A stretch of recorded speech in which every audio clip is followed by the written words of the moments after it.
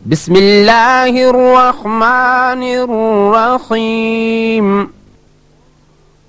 انظروا الى ثمره اذا اثمر وینعه ان فی ذالکم لآیات لقوم یؤمنون۔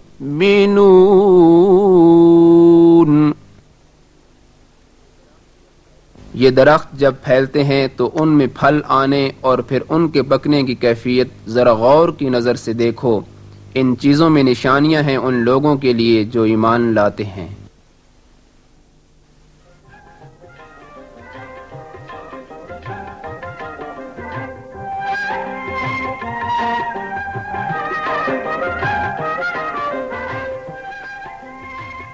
آڑو سرد علاقوں کا ایک اہم پھل ہے۔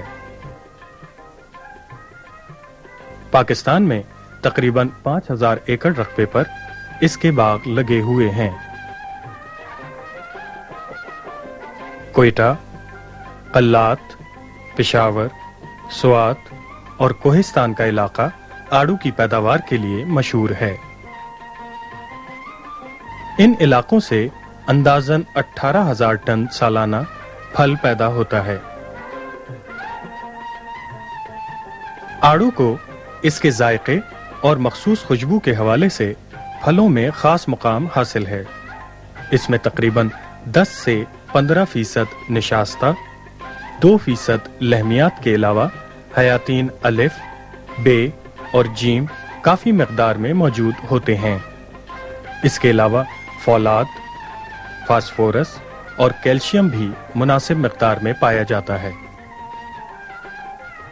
پھلوں کی کامیاب پیداوار حاصل کرنے کے لیے موسم بہت زیادہ اہمیت کا حامل ہے۔ چونکہ آڑو سرد موسم کا پھل ہے، لہذا اس کی زیادہ تر کاشت بھی انہی علاقوں میں کی جاتی ہے جہاں کا موسم سرد ہو، لیکن اس کی کچھ اقسام ایسی بھی ہیں جو میدانی علاقوں میں بھی کاشت ہو سکتی ہیں۔ آڑو کی کاشت کے لیے ضروری ہے کہ پہلے مخصوص علاقوں کے لیے سفارش کردہ اقسام کے بارے میں معلومات ہوں اور وہی اقسام لگائی جائیں تاکہ زیادہ پیداوار حاصل ہو سکے۔ جیسے کوئٹہ اور قلات میں آڑو کی اقسام البرٹا، سن کرسٹ، رابن فروری اور مارچ میں کاشت کی جا سکتی ہیں۔ پشاور اور سوات میں البرٹا، رابن، فلورڈاسن اور ارلی گرینڈ اقسام کاشت کے لیے نہایت موزوں ہیں۔ میدانی علاقوں کے لیے آڑو کی اقسام ارلی گرینڈ، فلورڈاسن، فلورڈا کنگ اور سن پیڈرو بہتر نتائج کی حامل ہیں۔ زراعت میں ترقی سے عام کاشتکار کو بھی یہ معلوم ہوا ہے کہ سبزیوں اور فروٹ سے ان کو زیادہ آمدن بھی حاصل ہوگی اور ان کو سنبھالنا بھی ان کے لیے آسان ہوگا۔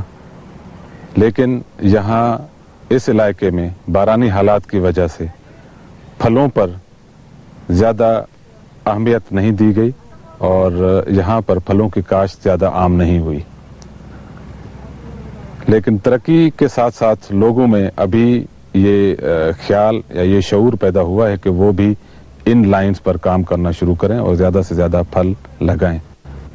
پاکستان زرعی تحقیقاتی کونسل نے اپنے فروٹ پروگرام کے تحت فروٹس پر تحقیق کا کام شروع کیا اور ابھی تازہ حکومت اٹلی کی مدد سے ایک منصوبہ شروع کیا گیا۔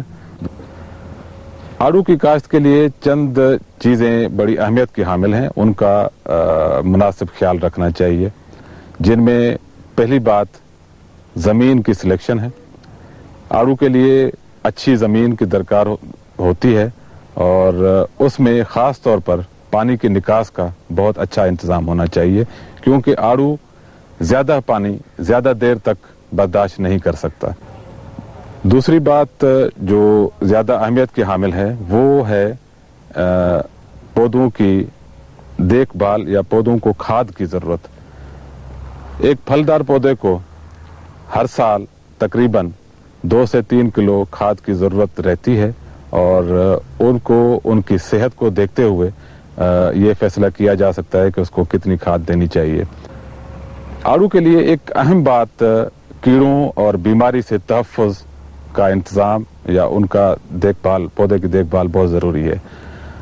आड़ू को मुख्तलिफ बीमारियों का या कीड़ों का हमला जो है ना वो होता है, जिसमें एफिड्स, स्केल्स और बोरस वगैरह शामिल हैं। उसके लिए ज़रूरी है कि एक पौधे को साल में 3 दफ़ा उस पर ज़रूर स्प्रे किया जाए। आड़ू का फल अगर देखा जाए तो बहुत ही नाजुक होता है और अगर उसको सही वक्त पर सही तरीके से देखभाल न किया जाए तो उसके ख़राब होने के चांसेस ज़्यादा होते हैं। ख़ास तौर पर जब फल पकने लगे और उसको उतारने का वक्त आ जाए तो उसको सही वक्त पर बिल्कुल उतार लेना चाहिए, वरना वो गिरकर जो है वो ख़राब हो सकता है। आड़ू मुख्तलिफ किस्म की जमीनों में लगाया जा सकता है, लेकिन रेतली मेरा या मेरा जमीन इसकी काश्त के लिए निहायत मौजू है। जमीन में पानी के निकास का मुनासिब इंतजाम होना भी बहुत जरूरी है, क्योंकि आड़ू के पौधे ज्यादा देर तक पानी की मौजूदगी बर्दाश्त नहीं करते। जिन इलाकों में बारिशें ज्यादा होती हैं, वहां इस बात का ख्याल रखना और भी जरूरी है। आड़ू का बाग लगाने के लिए पहले जमीन को अच्छी तरह तैयार कर लें। अगर गोबर की खाद मैसर हो तो तकरीबन 5 से 6 टन फी एकड़ मिला दी जाए।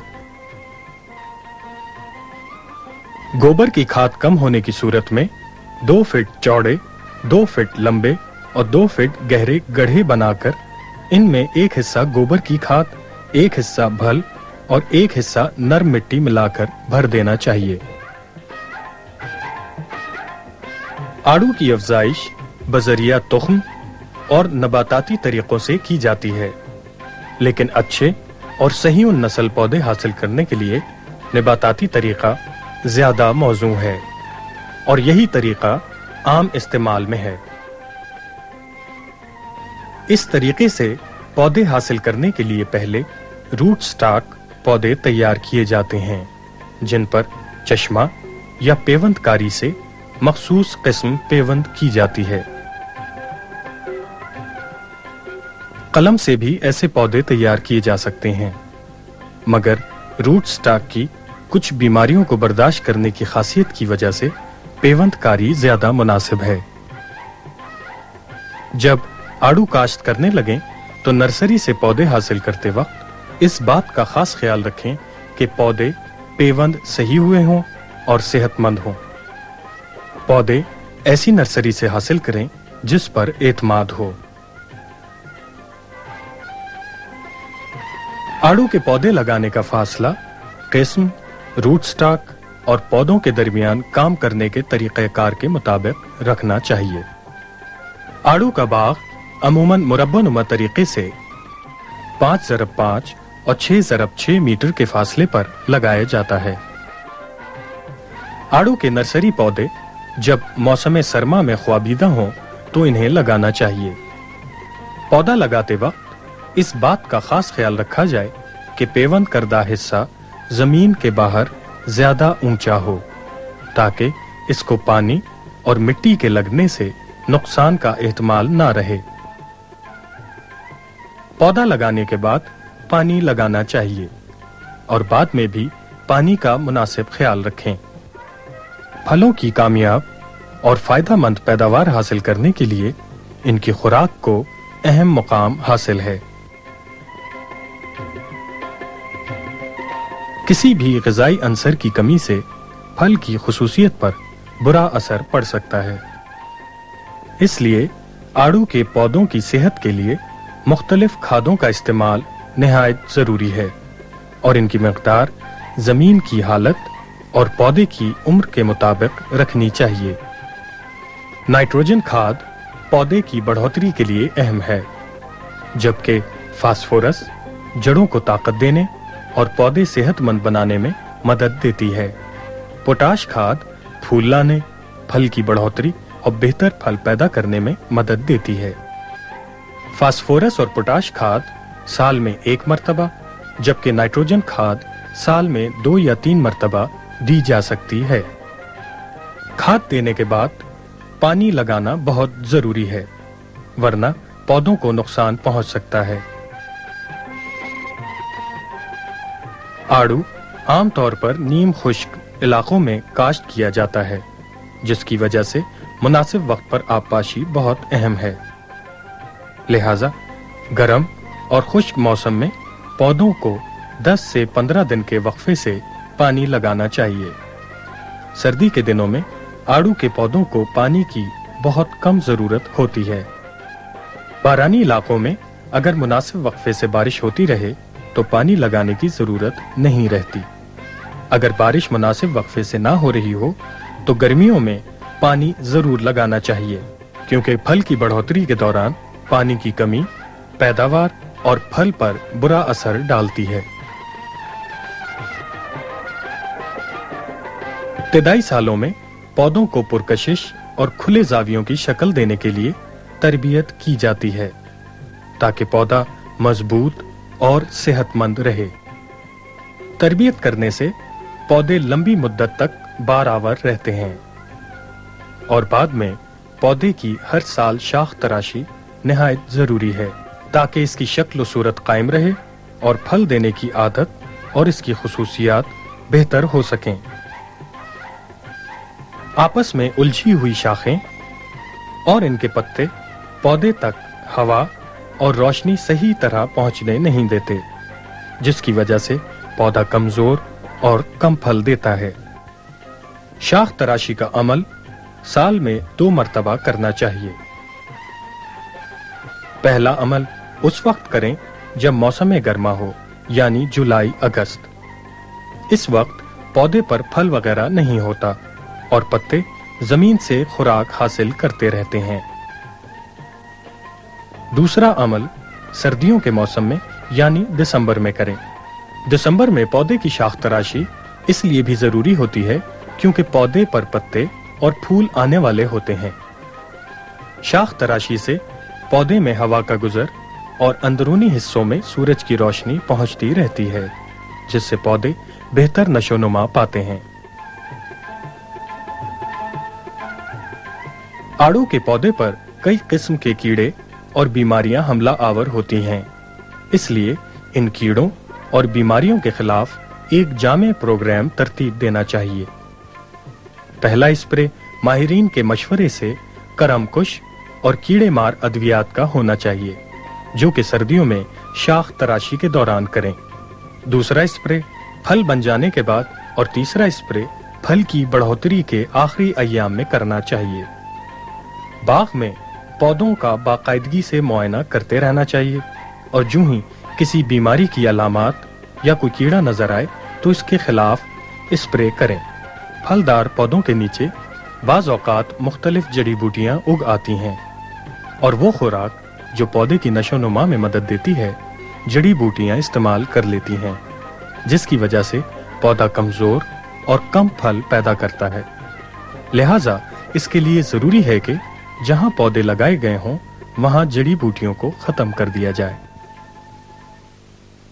تو ہم نے تجربات کیے ہیں اس سے یہ بات ظاہر ہے کہ ایک درخت سے ایک کاشتکار آسانی سے تقریباً 50 کلو تک اوسطاً پھل حاصل کر سکتا ہے اور اوسطاً اس کی آمدن جو ہے وہ 300 سے 400 روپے تک فی درخت ہو سکتی ہے۔ اور اگر پھلوں کے پودوں کے درمیان کا فاصلہ کو نظر میں رکھا جائے تو 1 ایکڑ پر تقریباً 80 سے 100 پودے آسانی سے آ سکتے ہیں جس کے حساب سے ایک کاشتکار کو 1 ایکڑ پر تقریباً 30,000 کے قریب آسانی سے آمدن ہو سکتی ہے۔ جب محنت رنگ لے آئے اور پودے پر پھل برداشت کے قابل ہو جائیں تو برداشت کا عمل نہایت احتیاط سے کرنا چاہیے تاکہ پھل کے نقصان کا کم سے کم احتمال رہے۔ پھل کو توڑنے کے مناسب وقت اور منڈی کی طلب کو بھی ذہن نشین رکھنا چاہیے۔ اگر آڑو کو تازہ پھل کے طور پر استعمال کرنا ہو تو پکے ہوئے پھلوں کو برداشت کریں، لیکن اگر دور دراز کی منڈیوں میں پھل لے جانا مقصود ہو تو پھل کو قدرے سخت حالت میں توڑ لیں۔ ایسا کرنے سے نقل و حمل کے دوران پھل کو کم نقصان پہنچتا ہے۔ آڑو منڈی میں بھیجنے سے پہلے اگر ان کی درجہ بندی کر لی جائے تو اس سے قیمت بہت مناسب ملتی ہے۔ درجہ بندی 3 حصوں میں کی جا سکتی ہے۔ پہلا درجہ ان آڑوؤں کا بنا لیں جو بہت اچھے ہوں، ان پر کسی قسم کا داغ وغیرہ نہ ہو اور ان کا سائز بھی ایک جیسا ہو۔